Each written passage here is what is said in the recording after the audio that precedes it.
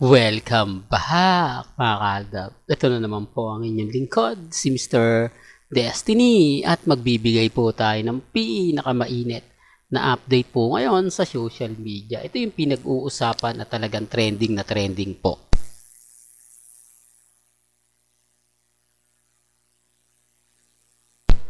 Ang pag-update kay Alden Richards.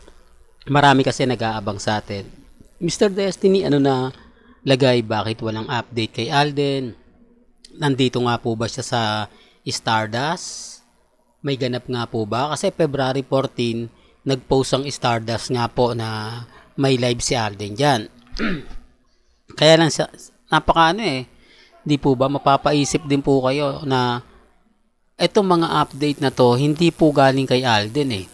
Hindi post ni Mama Ten, hindi post ni Risa, hindi post ni Angel, hindi post ni, di po ba? Parang nakapagtataka naman kung sino tao ang nag-update nito, no? Hindi mo alam kung sino yung nag-post. Parang nakita lang sa dashcam ni Alden Richards, di po ba? Sa totoo lang po, mga kahaldab, may kanya-kanya tayong pananaw, may kanya-kanya tayong opinion, di po ba? Sa ngayon, nakikita nyo naman po na kakaiba yung aura ni Alden Richards, di po ba? Na kung saan talaga naman pong mapapaisip po kayo. Real talk mga kahaldab, kaya sabi ko nga po sa inyo, kampante lang. Di po ba? Wala pa po kasing ganap, wala pang update, di po ba? Hindi natin alam kung nasaan nga po ba talaga si Alden Richards. Masyadong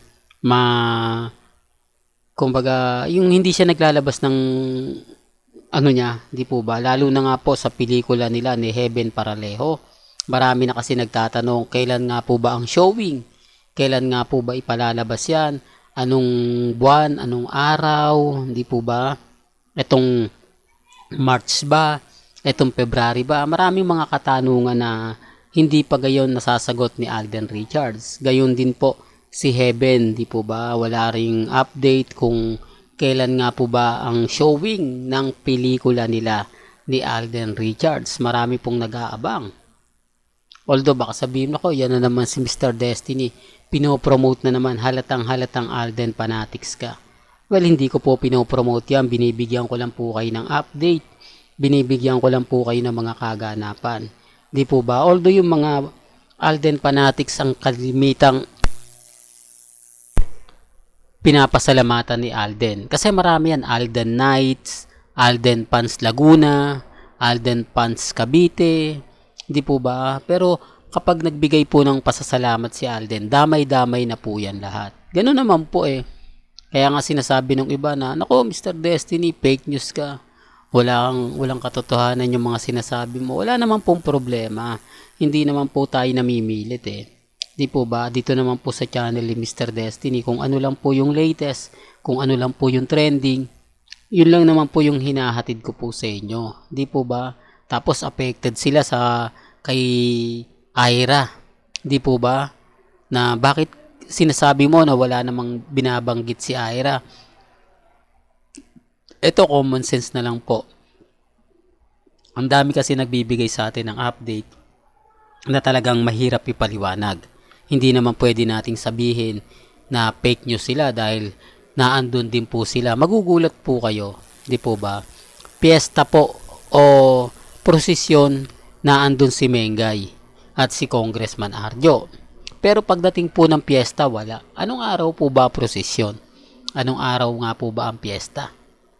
May mga bagay-bagay nga po talaga mapapaisip kayo. May masasabing ganito, ganyan. Di po ba? Kaya nga po yung iba nagtataka, nagugulat. Ano ba yan? Nasa prosesyon si Maine, pero pagdating ng piyesta, wala. Asan siya? Di po ba? O baka sabihin nyo, hindi, nasa Itbulaga siya. Linggo. Walang Itbulaga. At wala naman po kasi akong alam na mayroon siyang TV commercial, photoshoot nung linggo. Po yan, base po yan mga kaaldab sa mga nakakalap nating impormasyon. Alam nyo naman dito sa channel ni Mr. Destiny, hindi tayo nagpapatinag, hindi tayo nagpapaapekto. Kung ano yung nababasa ninyo, napapanood ninyo, napapakinggan po ninyo, relax lang po kayo. Di po ba? Dito lang po kayo pupunta sa channel ni Mr. Destiny. Updated po kayo. Galit po sila kasi tayo po yung lagi nakikipaglaban. Tayo po yung nambabasag sa kanila. Bakit? Hindi naman po sila talaga binibigyan ng update ni Congressman Arjo Kasi alam ni Congressman na sarsweli lang siya. Hindi na niya kailangan pang ipalandakan dahil may gagawa na yon para sa kanya. Ang trabaho niya lang, umuo lagi sa sarswela. Ang trabaho niya lang, may mga ganito sa sarswela. Di po ba? Para klaro, para lang po sa kaalaman ng lahat. Ang problema lang po, ang daming bitter, ang daming affected, ang daming inis, ang daming galit na galit. Di po ba? Tapos sasabihin nila, nako, walang katotohanan niya yung mga sinasabi mo. Puro ka lang fake news, puro ka lang ganito, puro ka lang ganon. Di po ba? Tapos sasabihin nila na, nako, ano ka, Mr. Destiny? Kumbaga, marami kang mga sinasabi, marami kang pinapaliwanag, marami kang komento. Di po ba? Kaya nga sabi ko mga kaaldab, depende ito sa mga nangyayari at nagaganap. Di po ba? Affected sila kasi hindi nila tanggap yung katotohanan. As affected sila, hindi nila tanggap yung mga nangyayari. Di po ba? Tapos sasabihin nila na, ako, Mr. Destiny, ano ka na, ganito ganyan, etc. etc. Di po ba? Halatang halata naman po kahit si Menga, hindi sila binibigyan ng mga gandang update Kaya yung iba hindi rin po hindi rin po natin pwedeng sabihin na maraming sumusuporta sa kanila. Mas marami pa nga po yung naniniwala sa akin Kahit sinasabi nila na, naku, hindi na yung channel ni Mr. Destiny, Mr. Paasa. Di po ba? Paasa channel, Kulto channel, Delulukan channel. Di po ba? Yun ang pambasag nila. Pero sa totoo lang po, real talk to mga kaaldab. Kung kayo po yung kung kayo po ang sumusuporta sa amin, tapos tamad mag-post, anong gagawin nyo? Hindi, para lang klaro. Di po ba? Ako pagka ganyan, real talk to, ina-unfollow ko na. Kasi wala na Kumbaga, padami lang siya sa subscriber O, parami lang siya Kasi tamad po mag-post. Di po ba? Yung mga matatalinong followers, mga matatalinong dumadaan sa channel natin, alam po nila yan na ang isang account, kapag hindi na po talaga nag-a-update, dinidisable na po yan o kung ina-unfollow na yan. Bakit? Kasi tamad po mag-post tamad mag-update. Kaya nga po nag-follow sa'yo para magbigay ka sa kanila ng update. Kaya nga po sila na andyan at sinusuportahan kayo para magbigay ng mga kaganapan. Kaya nga po eto na lang po sa beach ng Siargao. Marami nagsasabi na wala naman po talaga. Kasi kung gugustuhin po ni Congressman Arjo, kahit 40 seconds, kahit 1 minute po pwede siya mag-post. Di po ba? Nasasabihin niya, andito kami ni Maine, sa mga fans namin, sa mga sumusuporta sa amin, sa hanggang ngayon hindi nagpapatinag, na kami talaga yung totoo, kami talaga yung tunay, hindi ito sarswela, hindi ito gawa-gawa lang, talagang may relasyon kami. Di po ba? Yung tipong ganon. Tapos ando naman si Mengay, magre-react din. Di po ba? Tapos pauwi sila, yung tipong bubusugin.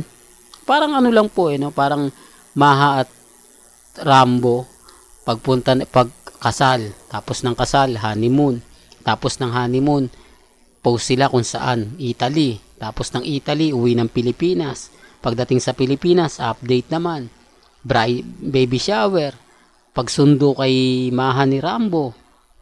Sa tingin nyo, ito may ginawa po ba si Congressman Arjo na ganon? Hindi, para lang klaro, meron po bang sunduan, hatiran na nangyari? Alam ko marami magre-react niyan na kakampi na naman sa akin, sasabihin ako pa sa channel. Pero gaya sinabi ko, wala pong pilitan. Hanggang dito na lang po ang ating latest updates. Kaya kung gusto nyo pa po ng pinaka-latest at sariwang update, abay tumutok lang po kayo dito po sa channel ni Mr. Destiny para updated po kayo sa mga latest at sa mga bagong video po na ilalabas po natin maya-maya lang. Kaya kung bago ka lang sa channel na to at isa kang true-blooded Aldab Nation, na nagmamahal po kila Mengay at Tisoy, tama po ang channel na pinuntahan mo, kaya consider na po kita ang bagong subscriber. At huwag mo kalimutang i-share ang mga video po natin sa mga mami, sa mga titas, at sa mga senyor. Hanggang sa muli, salamat po sa panonood at pakikinig.